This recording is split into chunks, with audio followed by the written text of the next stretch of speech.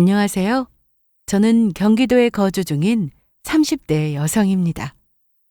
특별하지 않고 남들처럼 평범하게 살아가고 있었기에 살면서 이렇게 직접 사연을 쓰게 될 줄은 몰랐습니다. 착한 남편과 결혼해서 남편이 쭉 그런 모습을 보여줄 거라 생각했는데 남편은 착한 게 아니라 그냥 바보였습니다. 한마디로 귀가 참 얇아서 주변 사람들의 말을 흘려들을 줄 몰랐고 괄괄한 시모의 성격 탓에 저는 피로감이 쌓여만 갔습니다. 남편은 친정에 정말 잘하는 그런 사람이었는데 처음에는 고마웠습니다. 하지만 그건 진심이 아니었고 저 모르게 빚보 중에 빚투에 돈 개념이 이렇게나 없을 수 있나 싶을 정도로 답답한 그런 인간이었습니다. 거기다 자기 아들이 세상에서 제일 잘난 줄 알았던 시모는 본인 생일을 지나쳤다는 이유로 며느리 자격을 운운하기까지 했습니다.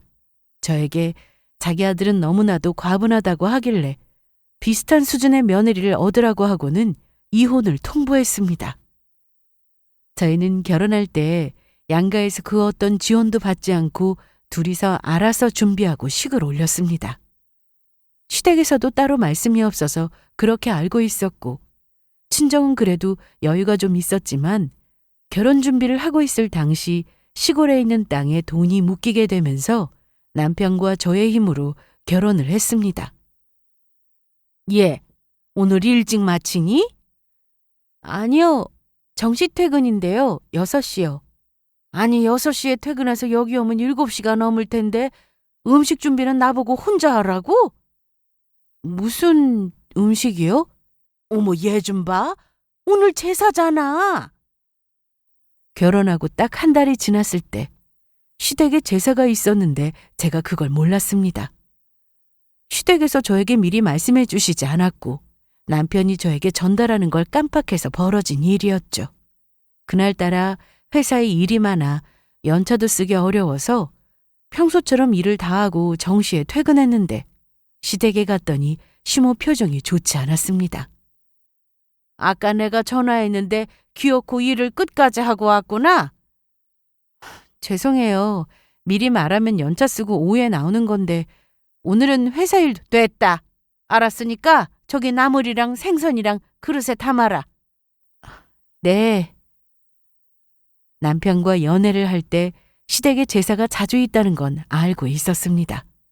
그런데 남편은 결혼하고 나면 제사가 없어질 거라고 했어요. 제사를 없애는 게 가능해? 그거야 엄마 마음이지. 그리고 전부터 그랬어. 엄마가 나 결혼해서 며느리 생기면 제사는 다 없앨 거니까 빨리 결혼부터 하라고. 아, 그러니까 우리 집 제사 많은 건 신경 쓰지 마. 친정도 제사가 좀 있는 편이라 크게 신경 쓰이진 않았습니다. 많이 보고 자랐으니까요. 그런데 결혼하고 나서 보니 시모는 제사를 없애거나 줄일 생각이 아예 없었습니다. 그래서 1년에 총 6번이나 되는 제사를 한 번도 빠짐없이 참석해서 지내야 했습니다. 제가 시댁 일에 적극적이었던 이유는 남편 때문이었어요. 남편이 친정에 정말 잘했거든요. 자기야, 이거 봐봐. 뭔데? 깜짝이야. 뭘 그렇게 놀래. 남편은 어느 날 커다란 스티로폼 박스를 들고 오더니 열어보라고 했습니다. 그 안에는 장어가 들어있었어요. 이거 어디서 났어? 어디서 나긴 샀지. 요즘 장모님 말이야. 전하고 다르게 약해지신 것 같아서 몸보신 시켜드리려고. 뭘 그렇게 신경 써. 다른 사람도 아니고 장모님인데 당연하지. 장인어른도 장어 드시지? 아빠도 좋아하셔. 그런데 엄청 많은데 시댁도 갖다 드리자. 우리 집은 나중에. 그리고 아버지는 몰라도 엄마는 장어 같은 보양식은 드시면 안 돼. 왜? 못 드셔? 그게 아니라 자기도 봐서 알잖아. 우리 엄마 기운이 그렇게 넘치는데. 남편도 시모의 성격을 잘 알고 있었습니다. 시댁에 가면 항상 어머님의 목소리밖에 안 들렸는데 그만큼 아버님은 말씀이 거의 없으셨습니다. 딱 봐도 어머님한테 잡혀 사시는 것처럼 보였죠. 시댁에서 일어나는 모든 일은 어머님이 결정하셨고 아버님은 그에 따르는 편이었습니다. 암튼 남편은 친정에 참 잘했기 때문에 시모의 성격이 마음에 들지 않아도 저 역시 시댁에 잘하려고 노력했습니다. 시부모님 어려운 건 당연한 거고 시댁에 가서 밥 차리고 설거지 정도 하는 것도 다 예상하고 결혼한 거라 괜찮았습니다.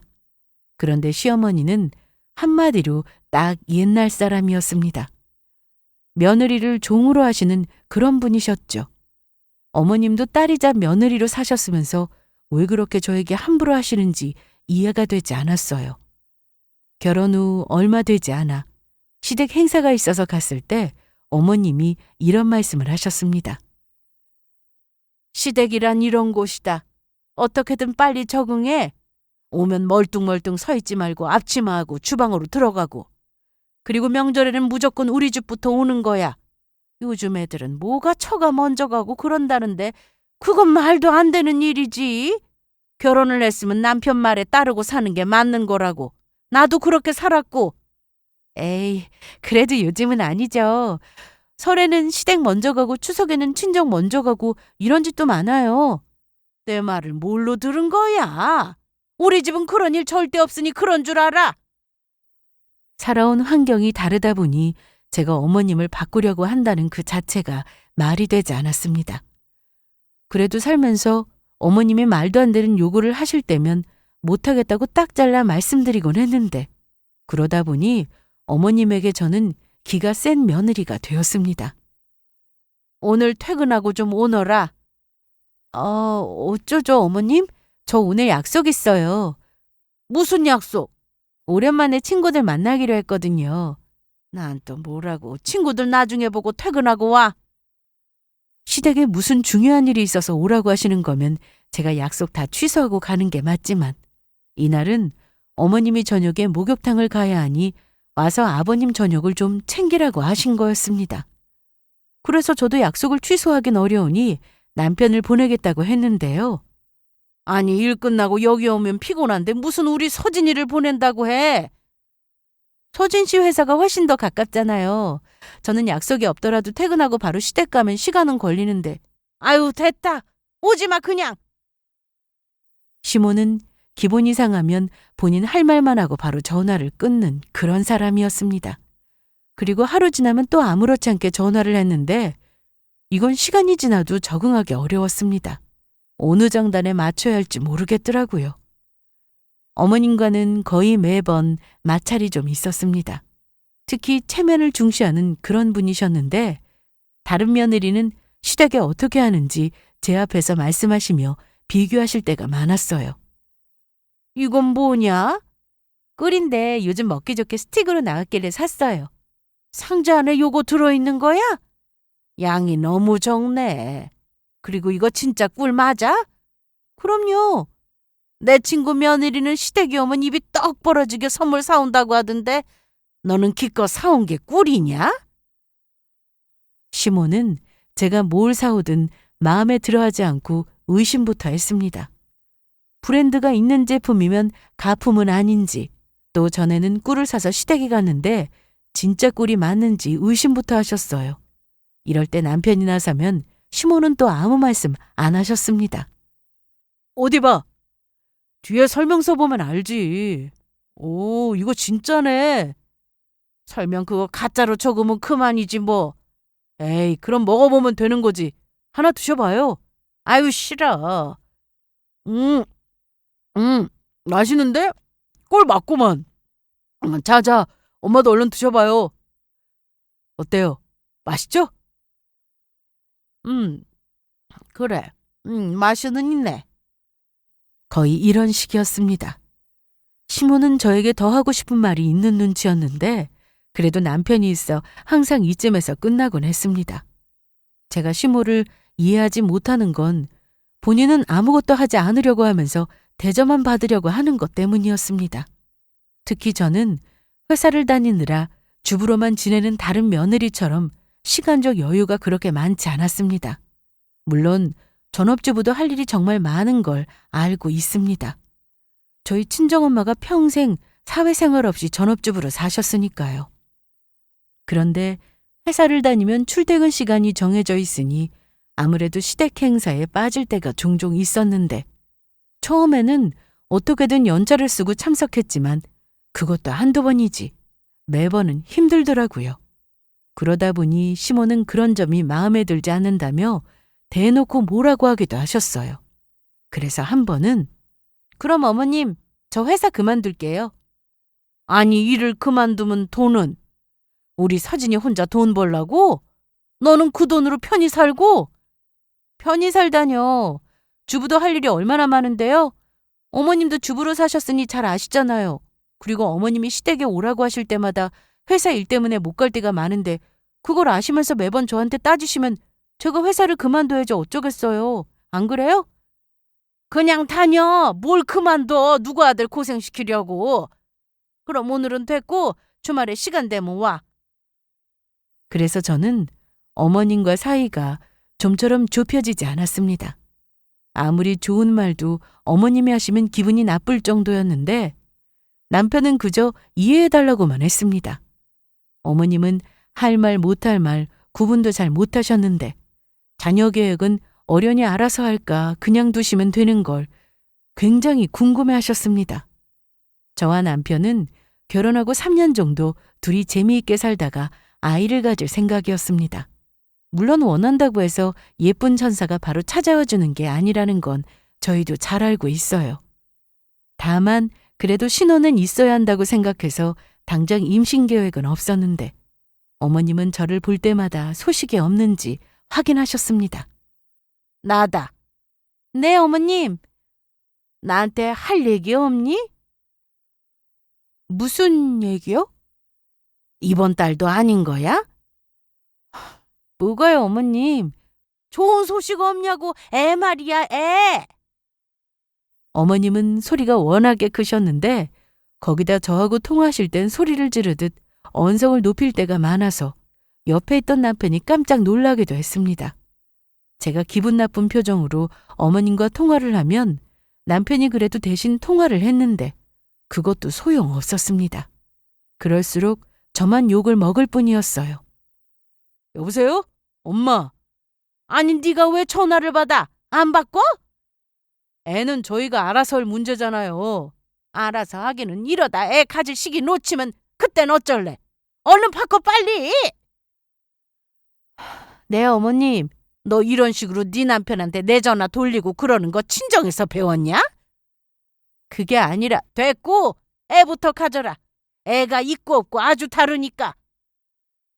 당장 계획도 없었지만 준비를 하더라도 저와 남편이 알아서 할 일이라고 생각했습니다. 친정엄마도 아무 말씀 안 하시는데 이건 좀 선을 넘은 것 같다는 생각이 들더라고요. 그래도 이때는 남편이 저와 같은 생각으로 시모의 말에 신경 쓰지 말라고 했는데 이런 일이 반복되니 남편도 피곤해했습니다. 어느 주말 오랜만에 집에서 좀 편히 쉬고 싶었는데 시모가 또 전화를 했습니다. 너희 뭐하냐? 저희 집에 있어요. 무슨 소식은 없고? 네. 내 말을 잔소리로 듣지 말고 엄마가 딸 걱정해서 하는 말이라고 생각하고 들어. 요즘 20대도 애가 안 생겨서 시험관인가 인공수정인가 그거 한다고 하던데 너도 그거 알아봐라. 어머니, 그건 제가 알아서 할게요. 알아서 하긴 뭘 알아서 해. 그리고 어른이 말씀하시는데 무슨 토를 달아. 내가 다 겪어보고 하는 말이야. 너네 애는 가질 거 아니냐. 그럼 1살이라도 어릴 때 애 가져야지. 세워라 내워라 할 거야? 그러다 안 생기면 그땐 어떡할래? 난 분명히 말했다. 나중에 가서 내 원망 말아라.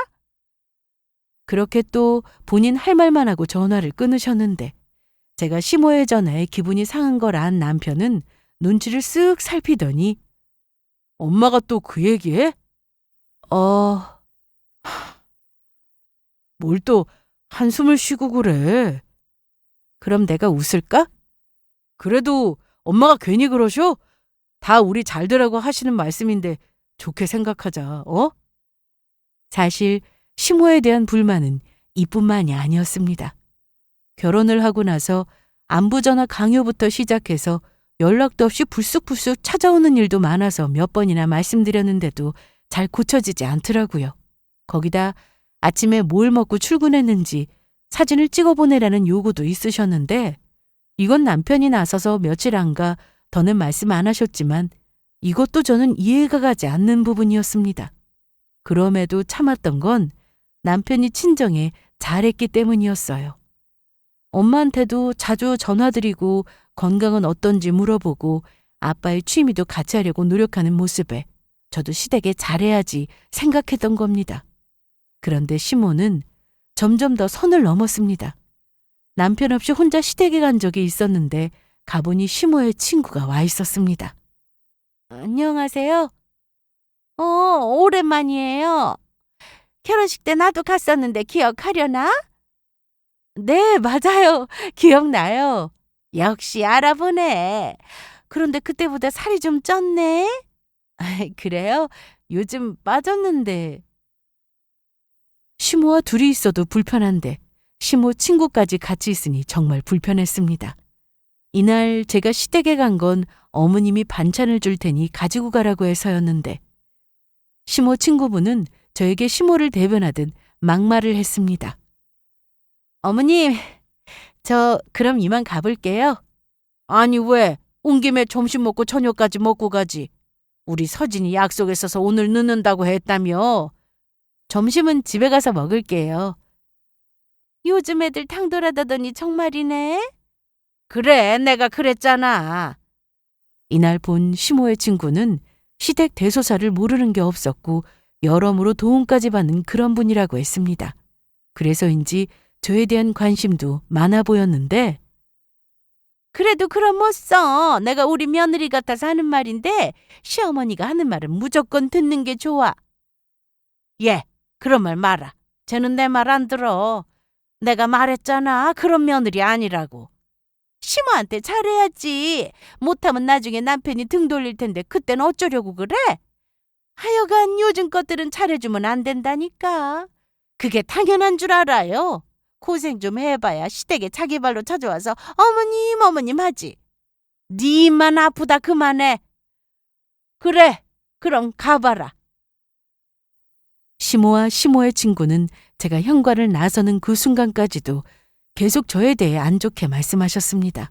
이날 너무 기분이 상해서 집에 도착 후 남편에게 모두 말했는데요. 남편은 친구들과 만나고 기분 좋게 들어왔는데 저 때문에 기분을 망쳤다며 되려 저에게 짜증을 냈습니다. 너무하는 거 아니야? 너무해? 내가? 그래. 내가 언제 장모님 장인어른 나쁘게 말한 적 있어? 나라고 처가에 가면 불만 없는 줄 아냐고. 나도 다 있지만 참는 거야. 기분 상할 때도 많은데 너한테 하나하나 다 말하지 않잖아. 그런데 너는 어쩜 그러냐? 우리 엄마가 좀 서운하게 했다고 나한테 와서 이러고 우리 엄마 나쁘게 말하고 네가 나라면 기분 좋겠어? 내가 어머님 욕을 했어? 오늘 시댁에 갔다가 이런 일이 있어서 기분이 좀 상했다고 한 건데? 나도 말 안 하니까 너도 하지 마. 친정에 갔을 때 섭섭한 거 있었어? 뭔데? 말을 해봐. 그래야 나도 알지. 아, 몰라. 그러더니 남편은 현관문을 쾅 닫고 나가버렸습니다. 그런데 아무리 생각을 해봐도 친정에 가서 남편 기분이 상할 만한 일은 없었던 것 같은데 대체 뭘까 싶더라고요. 친정보다 시댁에 더 많이 갔고 친정에 가더라도 저희 엄마는 사위 힘들다고 고생한다고 자게 두라고 하시는 그런 분이셨습니다. 밥 차려주면 나와서 먹기만 하면 되고 자고 싶으면 자고 나가고 싶으면 나갔으면서 말을 저렇게 하니 더 속이 상했습니다. 물론 남편도 친정 가면 편하진 않겠죠. 아무리 장인장모라 해도 부모가 아닌데 편할 리가요. 하지만 저희 부모님은 제가 시모에게 들었던 저런 막말을 남편에게 한 적은 단 한 번도 없었습니다. 그런데 어느 날 남편이 사고를 쳤습니다. 엄마가 평소 무릎이 좋지 않아 병원을 오래 다니셨는데 되도록 수술은 피하고 싶어서 주사와 물리치료만으로 버티셨습니다. 아빠는 시골에 일이 생겨 잠시 내려가 계셨고 제가 친정에 자주 가야 하는 상황이었어요. 이런 와중에 남편이 가뜩이나 서로 사이도 안 좋은 상황에서 저 모르게 빚이 있다는 사실을 알게 됐습니다. 전날 야근을 해서 토요일에 좀 늦게까지 자고 싶었는데 남편이 누군가와 통화하는 소리를 듣고 일어나게 되었습니다. 거실로 나가보니 작은 방에서 남편이 통화를 하고 있더라고요. 그럼 계속 가지고 있을까? 어떻게 할까? 지영이는 몰라. 그러니까 빨리 말을 해줘. 이거라도 건져? 아니면 그냥 둬? 빼면 오를까봐 빼지도 못하겠고. 미치겠네. 내가 돈이 어디 있냐. 이것도 대출받아서 넣은 건데. 너한테 줄 돈 있으면 왜 돈 걱정하냐고. 몰라. 딱 이번 주까지만 들고 있을게. 마지막으로 한 번만 더 믿는다. 알았지? 저는 방문 앞에 서 있었는데 작은 방 문이 열리고 제가 서 있는 걸 본 남편은 깜짝이야. 왜 여기에 서 있어? 무슨 전화야? 동훈이 알지? 그래 알겠는데 무슨 통화냐고. 뭐 그냥 남자들끼리 하는 얘기지. 그런데 왜 벌써 일어났어? 어제 늦게 들어와서 더 잘 줄 알았는데? 당신 설마 또 투자 그런 거 한 건 아니지? 무슨 소리야? 그때 약속했잖아. 배고프다. 주말이니까 우리 라면 먹을까? 장 본 것도 없잖아. 남편은 당황하며 갑자기 말을 돌렸는데 주방으로 가더니 라면을 끓이기 시작했습니다. 그리고 먹는 내내 아무 말도 하지 않더라고요. 제가 들은 통화 내용 중에 대출이라는 말도 있어서 그게 뭐냐고 물었더니 대출? 당신이 잘못 들은 거 아니야? 대출이라니. 나 그런 거 없는 거 알잖아. 얼른 먹어. 라면 불어. 방문이 닫힌 채로 안에서 통화를 하고 있어서 제가 잘못 들은 부분도 물론 있었을지도 모릅니다. 하지만 분명 주식 얘기를 하는 것 같았고 돈이 없어 대출을 받았다고 한 말도 똑똑히 들었습니다. 그런데 남편은 끝까지 아니라고 우기더라고요. 하지만 남편만 신경 쓸 수가 없었습니다. 주말에는 엄마가 계시는 병원에 가야 했으니까요. 내가 데려다 줄까? 아니야, 금방 다녀올게. 알았어. 운전 조심하고. 친정엄마가 무릎 수술을 하시고 아빠도 시골에 가셔서 안 계시니 제가 친정엄마 간병을 해야 했습니다. 거동이 불편하시고 물리치료도 받으셔야 해서 보호자가 있어야 했는데 그래도 종일 있어야 하는 건 아니라서 저도 회사 일하면서 병원에 가곤 했습니다. 남편의 통화 내용이 신경 쓰였지만 찝찝한 마음을 뒤로하고 병원으로 향했습니다. 엄마랑 같이 있으면서 이것저것 챙겨드렸는데 집에 가보니 남편은 소파에서 코를 골며 자고 있었습니다. 저도 다음날 출근을 해야 하니 점심만 먹고 바로 집에 온 건데 평소 낮잠을 잘 안 자던 남편이 자고 있으니 좀 이상하더라고요. 그런데 남편 핸드폰에서 무슨 알림이 계속 왔습니다.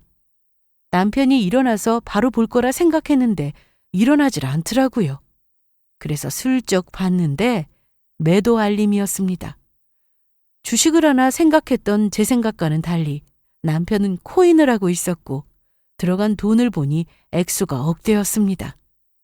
저희는 맞벌이를 하며 살았지만 그렇다고 엄청 큰 돈을 버는 건 아니었어요. 둘 다 중견기업에 다니고 있었고 받은 월급은 보험료, 적금, 관리비, 생활비 그 외 여기저기 나갈 곳이 은근 많아서 고정지출 빼고 나면 여유자금이 넉넉한 편은 아니었습니다. 그래도 외벌이보다는 형편이 나았고 티끌 모아 태산이라고 조금씩 모으다 보면 점점 재산도 늘어가겠지 생각하며 살았어요. 그런데 남편이 코인에 돈을 쏟아붓고 있는 걸 알게 되고 나니 너무 허탈했습니다. 저에게 말을 한 것도 아니고 저 몰래 한 거라 더 기가 막혔고요. 소액으로 조금 해본 거라면 저도 모른 척 해줄 수 있었습니다. 하지만 이건 너무 큰 금액이었습니다. 남편은 대체 이렇게 큰 돈이 어디서 나서 코인을 한 건가 싶어 핸드폰을 뒤져봤는데 카드 대출이었습니다. 이자율이 높아 한도가 떠도 쉽게 받을 수 없는 카드 대출을 풀로 다 받아 썼더라고요.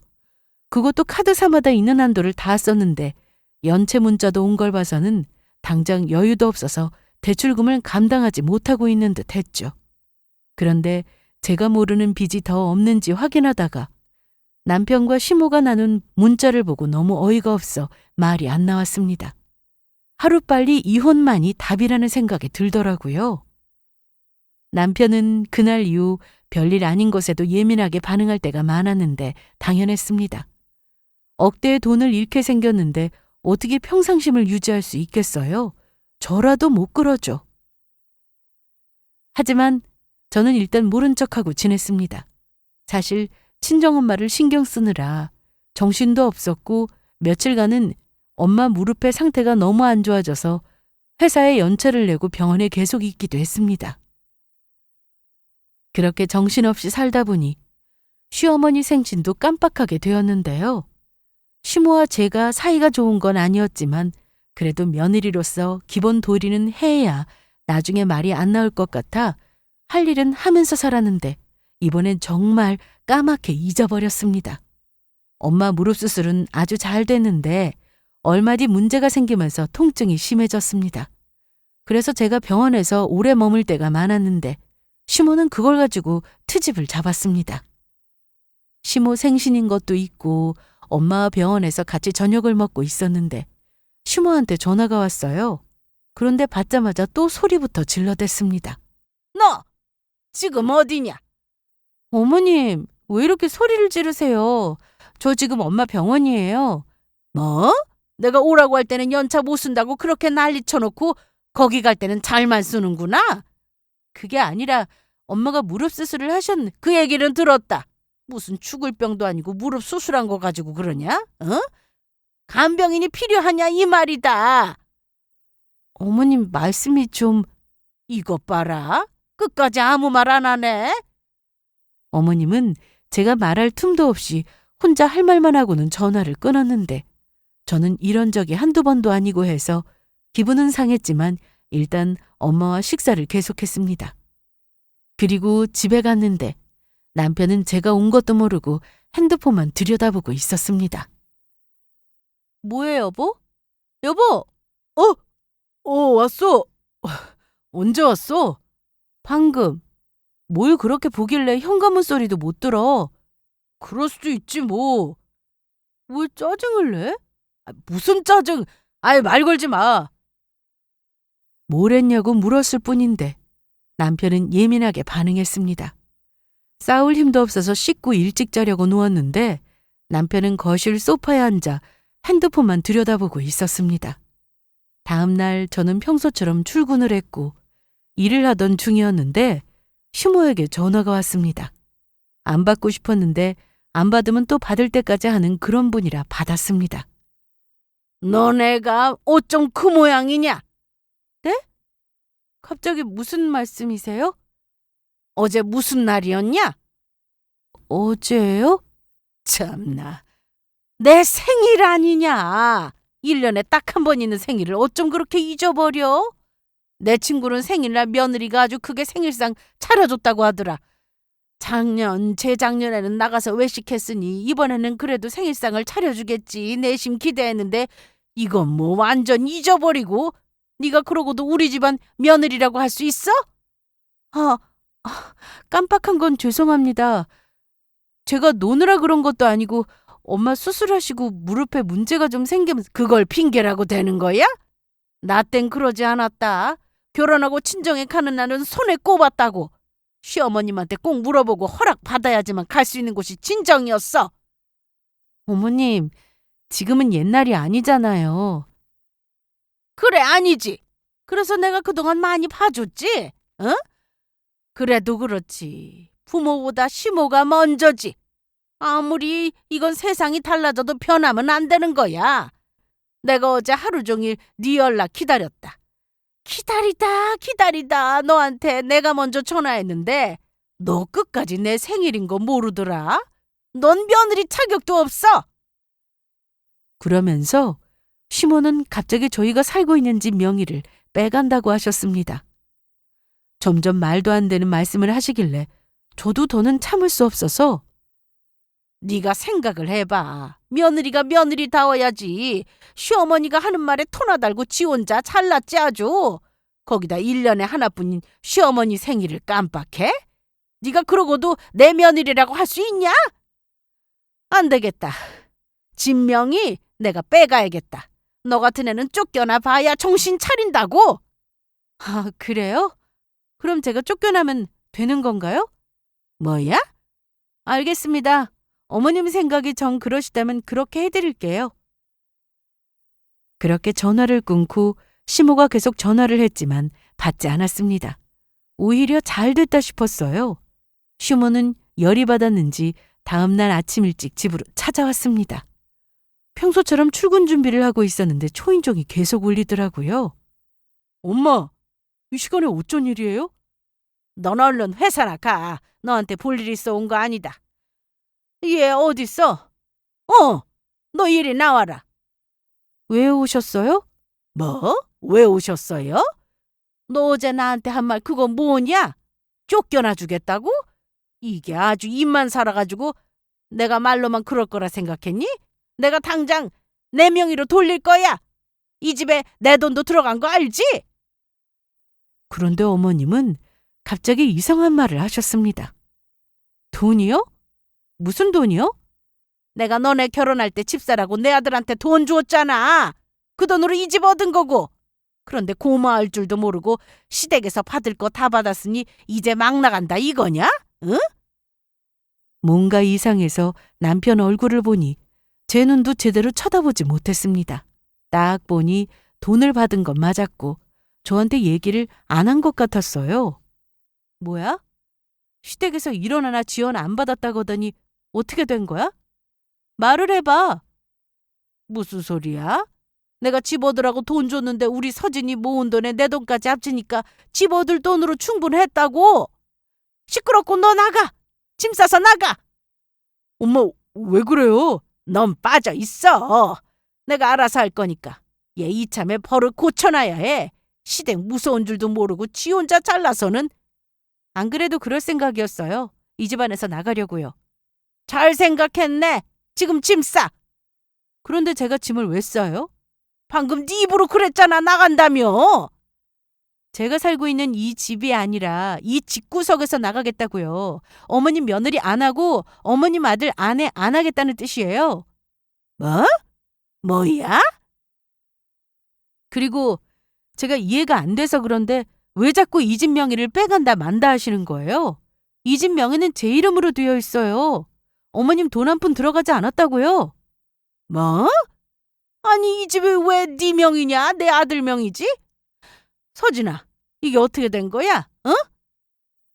저는 집 명의가 누구 이름으로 되어 있는지 시모에게 똑똑히 보여주었습니다. 말도 안 돼. 너 무슨 수작 부린 거야? 수작이라뇨. 이건 어머님 아들이 동의한 건데요. 그리고 애초에 이 집은 공동명의였어요. 이날 제가 모르는 사실 하나가 있었는데 시모가 저와 남편이 결혼할 당시 신혼집을 얻으라고 돈을 주셨다고 했습니다. 저는 전혀 모르고 있었고요. 그런데 알고 보니 남편은 그 돈을 저에게 말하지 않았고 그 돈으로 처음 투자를 하게 된 거였습니다. 물론 그 돈은 이미 다 날리고 없는 상태였죠. 시모가 저한테 막말을 계속하자 남편이 이건 아니다 싶었는지 먼저 나서서 얘기를 하더라고요. 엄마, 그 돈 제가 쓸 돈이 있어서 좀 썼어요. 뭐? 어디에? 그 돈이 적은 돈도 아닌데 어디다 썼다는 거야? 친구 녀석이 투자할 곳이 있다고 해서. 아니 그래서 그 돈 어떻게 됐어? 남편은 시모의 말에 더 입을 열지 못했습니다. 대단하다. 그때부터였어? 뭐가 그때부터였다는 거야? 어머님 아들이 돈을 물 쓰듯 하고 살았는데 그거 모르셨죠? 아마 어머님이 주셨다는 그 돈도 그렇게 날렸을걸요? 야, 너 조용히 안 해? 어머님도 아셔야지. 뭔데? 뭐냐고? 저는 남편의 폰에서 본 걸 다 얘기했습니다. 결혼하고 얼마 안 됐을 때 어머님 아들이 빚이 생겼어요. 그때 저희 엄마가 그 빚 갚아주셨고요. 대신 집 명의를 공동명의에서 제 명의로 바꾼 겁니다. 이때 남편의 빚이 해결되고 나면 혹시나 집을 담보로 해서 대출을 또 받을까 싶어 그렇게 하기로 했는데 남편이 그러자고 해서 명의를 바꿨습니다. 아니, 너 정말이야? 너 벙어리야? 왜 말을 못해? 그리고 아무리 그래도 사위 빚 갚아주기로 했으면 그냥 해주는 게 맞지 무슨 명의를 바꾸라 말아야? 엄마, 그건 저도 동의한 부분이에요. 이날 저는 결국 출근을 하지 못했습니다. 시모가 나가지도 못하게 했고 계속 헛소리를 하길래 제가 남편 놈이 그동안 어떻게 살았는지 다 말해버렸습니다. 남편은 제가 다 알고 있다는 그 사실을 전혀 모르고 있었습니다. 또 빚을 내서 코인을 하고 있는 걸 말이죠. 그런데 제가 속속들이 다 알고 있으니 깜짝 놀랐습니다. 당신 지금 코인하고 있는 거 내가 모를 줄 알아? 남들 다 하니까 당신도 할 수 있지. 그런데 거기에 쓴 돈이 대체 얼마야? 억이 넘어. 너 그거 어떻게 알았어? 잠깐만. 서진아, 뭐 코인? 그 뭐시냐 비트코인 그거? 네, 맞아요. 어머님도 알고 계시네요. 거기에 얼마를 썼다는 건데, 응? 내가 말할까, 당신이 말할래? 아님 직접 보여드리든가. 너 바른 대로 말 못해? 남편은 이 상황에서도 거짓말을 했습니다. 코인에 쓴 돈을 2천만 원이라고 하더라고요. 2천? 확실해? 네, 금방 갚을 수 있어요. 안 되겠네. 자, 이거 보세요. 이게 더 정확할 겁니다. 남편 핸드폰에서 본 코인 투자 내역과 들어간 금액, 그리고 카드 대출 승인 문자 내역까지 제가 다 따로 찍어둔 걸 남편에게 보여드렸습니다. 세상에, 이게 다 얼마야? 카드 대출 이거 이자 높은 거 아니야? 왜 아니에요? 은행 이자랑은 비교도 안 될 만큼 높죠. 엄마, 금방 갚을 수 있어요. 이거 기다리면 오른다고요. 제 친구가 넣으라고 해서 넣은 건데 초반엔 정말 올랐었어요. 그래서 지금은 얼마 됐어? 응? 수익 없어도 일단 빼. 카드 대출이자 이거 무서운 거야. 조금만 기다리면 돼요. 진짜예요. 잃었다고 빼버리면 돈이 그냥 사라지는 거라고요. 너 지금 마이너스 70% 아니야? 지금쯤 80% 됐을라나? 아이고 어떡해. 은행에서도 1억 대출 받으면 이자 감당하기 힘든데 카드 대출이라니? 너 어쩌려고 이래? 그리고 내가 집 얻으라고 준 돈은? 이걸로 벌어서 그 돈 그대로 엄마 돌려드릴게요. 정말이에요. 예, 지영아. 우리 서진이 말을 들었지? 원래 주식이든 코인이든 떨어질 때가 있으면 올라가기도 하는 법이니까 좀 기다려봐라. 어? 내가 어제는 말이 좀 심했지. 미안하다. 나도 너무 화가 나서 한 말이니까 그냥 잊어. 어? 부부가 살다 보면 이런 일 저런 일 있는 거지. 이런 걸로 갈라선다는 게 말이 되니? 그게 아니라 어머님 아들이 이혼남의 빚쟁이까지 되는 건 못 보니까 그런 거 아니고요? 뭐? 사실 시모는 집사라고 준 돈을 남편이 다른 곳에 쓴 거나 지금도 빚이 있다는 건 모르고 있었지만 친정에서 한번 빚을 갚아줬던 것에 대해서는 알고 있었습니다. 다 아시면서 왜 그러세요? 이번에도 저희 집에서 갚아줄 거라 생각하고 계시는 거 아니에요? 저희 엄마 시골 땅이요. 남편이 말해서 다 알고 계실 텐데 왜 그러세요? 제가 남편이 또 다른 빚은 없는지 확인하려고 핸드폰을 뒤졌을 때 시모와 남편이 나눈 문자를 보게 되었습니다. 엄마 앞으로 시골 땅이 있었는데 원래는 이모들하고 공동명의였어요. 그런데 이모들이 땅을 팔자고 하는 중에 엄마는 이모들의 지분을 가지고 있던 돈으로 주고 대신 엄마 단독 명의로 하게 된 거였습니다. 그러다 보니 이때 여윳돈이 땅에 묶이게 되면서 제가 결혼할 때 친정에서 지원을 해주지 못하게 됐었죠. 물론 지원을 바란 적 없었지만 엄마는 내내 미안해하셨습니다. 그래서 남편이 돈으로 사고 쳤을 때 고민 없이 바로 도와주셨던 거고요. 물론 갚아주는 대신 조건이 붙기는 했지만 그래도 빚 갚느라 고생하지 않아도 되니까 큰 도움 주신 건 맞았습니다. 어머님 아들이 빚이 생겼을 때 저희 친정에서 도움 주신 거 들으셨잖아요. 그리고 시골 땅에 대해서 남편이 얘기했던 게 그거 믿고 이러시는 거 아니에요? 언젠가 제 차지가 될 거니까 친정에 잘하고 살라고 하신 거 어머님 아니시냐고요? 문자에 아주 정확하게 그 내용이 있던데요? 지영아, 그래도 내가 장모님 장인어른한테 잘하고 산 건 내 진심이야. 너 그거 잘 알잖아. 그래, 나도 그런 줄 알았지. 그런데 너 진심 아니었잖아. 내가 친정에 잘하면 내가 시댁에 자주 불려가도 아무 말 못할 거라서 그런 거 아니었어? 제가 남편의 핸드폰에서 본 문자에 저런 내용이 있었습니다. 아니, 아들. 결혼하고 처거에 너무 자주 가는 거 아니야? 엄마 서운하다. 에이, 엄마, 생각을 해봐요. 제가 처가에 잘해야 엄마가 지영이를 자주 불러도 걔가 아무 말 못하죠. 다 엄마 편하라고 그러는 거예요. 괜히 그 집에서 너 부려먹는 거 아니야? 전혀요. 저 처가 가면 하는 것도 없어요. 그냥 밥 차려주면 먹고 졸리면 자고 그러고 온다고요. 제가 이 정도도 안 해봐요. 지영이 쟤 할 말은 다 하는 앤데 엄마가 부른다고 네 하고 가겠냐고요. 그리고 장모님 시골 땅 곧 단독명의 될 거라는 얘기가 있는데 혹시 알아요? 나중에 저한테도 좀 떼어줄지. 일단 장모님이 저 힘들게 하는 것도 없으니까 적당히 비위 맞추면 돼요. 장인어른하고 낚시 가는 게 좀 짜증나긴 하는데 그래도 매일 가는 것도 아니니까 해야지 별 수 있어요? 어제 남편도 어머님 생신인 거 전혀 모르고 있었는데 그건 서운하지 않으세요? 저한테 며느리 자격 없다고 하셨으니 어머님 아들한테는 아들 자격 없다고 하는 게 맞는 거 아닌가요? 원래 부모님 생신은 자식이 챙기는 거잖아요. 저는 남편한테 저희 부모님 생신 챙겨달라고 한 적 없습니다. 매번 제가 알아서 준비했고 어머님 아들은 참석하기만 했죠. 저희 결혼한 지 오래된 것도 아닌데 어머님 생신 딱 한 번 깜빡했다고 며느리 자격이 없다고 집 명의를 가져갈 테니 각오하라고 하는 게 이게 맞아요? 정말 이 집이 남편 명이었다면 저더러 나가라고 하신 말씀 아니었냐고요?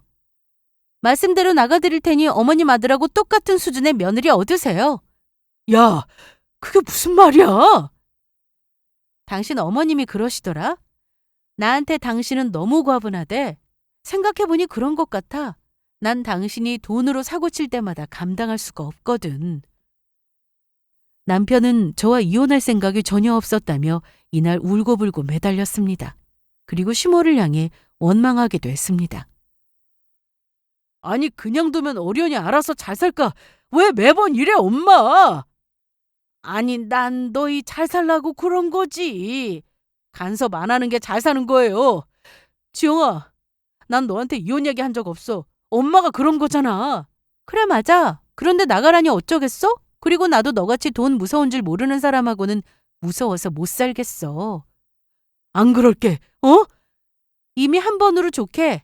그때 분명 약속했지? 엄마 아빠 앞에서 다시는 이런 일 없게 한다고. 그런데 또? 이거 갚아주면 그땐 또 뭐가 나오려나? 안 그럴게. 진짜 이번 한 번만 해결해주면은 나 다시는 코인이고 뭐고 손 안 댄다고. 그래, 역시나. 당연히 또 도와줄 거라고 생각했구나. 엄마, 대체 왜 나서서 일을 이렇게 만들어? 그깟 생일이 뭔데? 한 번은 그냥 넘어가도 되는 거 아니야? 이날 시모는 자기 아들이 이혼당하고 빚에 허덕일 게 눈에 보였는지 제 바짓가랑이를 붙잡았습니다. 이거 나요. 대답하고 나가. 뭘요? 이혼 안 한다고? 내 아들하고 이혼 안 하고 산다고? 내가 오늘 이후로 너네 집에 안 오마. 너한테 전화도 안 하고 그럴게. 둘이 애를 갖든 말든 그것도 너희 알아서 하고 내 생일상 앞으로 안 차려줘도 된다. 왜 당연한 것들을 선심 쓰듯 말씀하시는 거예요? 나는 그렇게 살았으니까. 나는 친정에도 못 가고 시댁에서 종처럼 살았으니까. 그러면 그게 어떤 삶인지 누구보다 잘 아실 텐데 저도 그렇게 살길 바라신 거예요? 그래, 미안하다. 내가 생각이 짧았어. 그러니까 내가 안 그런다고 하잖아. 저는 이날 시모의 손을 뿌리치고는 나갔습니다. 점심때가 넘어서 출근했는데 회사에 있는 내내 시모와 남편에게 전화가 계속 왔지만 받지 않았습니다. 남편은 빚이 있어서 어떻게든 저와 이혼을 안 하려고 했지만 소용없었습니다. 공동채무도 아니고 저 몰래 큰 빚을 졌으니 이혼 사유로도 충분했습니다. 결혼한 지 얼마 되지도 않았고 나눌 재산도 없었기에 남편과 저는 그렇게 갈라서게 되었는데 이후 남편의 인생이 참 불쌍하게 됐습니다. 전 남편은 무리하게 받은 카드 대출로 한 달에 나가는 이자가 상당했는데 월급을 받으면 이자를 내고도 돈이 부족할 정도였습니다. 그러다 보니 제가 아쉬울 수밖에요. 이혼과 동시에 남편의 연락처를 차단하고 삭제도 했는데 다 정리되고 나서 7개월 정도 지났을 때 전 남편이 찾아왔습니다. 어쩐 일이야? 그냥 왔어. 뭐 얼굴이 그게 뭐냐? 살이 좀 빠졌나? 오랜만에 본 전 남편은 면도도 안 했고 머리도 지저분했고 제대로 씻은 것 같지도 않았습니다. 생활도 건강도 엉망인 듯 보였어요. 우리 이제 볼 일 없는데? 알아. 그래도 너 생각이 제일 많이 나잖아. 술 마셨어? 조금 마셨어. 저는 전 남편에게 그만 가보라고 좋게 말하고 들어왔습니다. 그런데 그날 이후 전 남편이 새벽 2시든 3시든 술을 마시고 찾아와 벨을 눌러대더라고요. 벨만 누르는 게 아니라 소리를 지르면서 앞집이고 아래층이고 다른 사람들에게 피해를 주기도 했습니다. 그때마다 달래서 보냈는데 점점 강도가 심해졌습니다. 부부로 같이 사는 내내 말다툼을 한 적은 없었는데 얼마 뒤 또 찾아온 전 남편은 좀 무서웠습니다. 제가 문을 안 열어주니 현관문을 발로 차고 평소엔 들어본 적 없던 거친 욕을 하기 시작했습니다. 야이씨, 문 열어! 열어! 나 혼자 억울해서 못 산다. 너도 똑같이 힘들어야지. 왜 나만 이렇게 사냐? 돈 내라! 내놓으라고! 결국 저는 경찰에 신고를 했습니다. 이걸 알리 없던 전 남편은 계속 현관문 앞에서 소리치고 난동을 부리다 곧 도착한 경찰에 잡혔는데 문을 열고 나가보니 전 남편은 혀가 꼬인 상태로 저에게 폭력까지 쓰려고 했습니다. 뭐야? 설마 네가 불렀어? 너 이거 스토킹 범죄야. 너이씨, 이리 와! 뭐 하시는 겁니까? 저 이 여자하고 같이 살았던 사람이에요. 전 남편이라고요. 그래도 이건 범죄 맞습니다. 일단 같이 가시죠. 너 내가 가만 안 둬. 다음 날 전 남편은 술을 깨고 정신이 돌아왔는지 저에게 사과 문자를 보냈지만 저는 그 연락을 무시했습니다. 전 시모까지 찾아왔지만 아예 문도 열어주지 않았습니다. 결국 전 남편은 징역 6개월과 30시간 스토킹 치료를 받게 되었습니다. 그냥 주어진 대로 열심히 살면 되는 것을 왜 그렇게 욕심을 부렸을까요? 전 남편이 반성하고 똑바로 살아갈지는 모르지만 더는 제 앞에 나타나지 않길 바랄 뿐입니다. 저는 그날 이후 친정 근처로 이사를 가게 되었는데 전 남편을 마주친 적은 없습니다. 듣기로는 여전히 빚을 갚느라 힘들게 산다고 들었는데 전시모가 집을 담보로 해서 대출받아 빚을 갚아주려고 한다는 것까지 듣고는 그 이후에는 어떻게 됐는지 모르겠습니다. 전 남편과 엮여있는 사람들이 많아 제 귀에 들려오는 소식이 많았지만 더는 듣고 싶지 않아서 그 사람들과도 연락을 끊었습니다. 현재 저는 지난 과거에서 벗어나 새 인생을 살고 있습니다. 누가 봐도 평범한 그런 삶을 살고 있는데 저에게는 이런 인생이 참 감사하게만 느껴집니다. 친정엄마도 무릎이 좋아지셔서 거동도 잘하시거든요. 앞으로도 계속 매사에 감사함을 느끼며 살 수 있기를 바라며 제 사연은 여기서 이만 마치겠습니다. 제 이야기를 들어주셔서 감사합니다.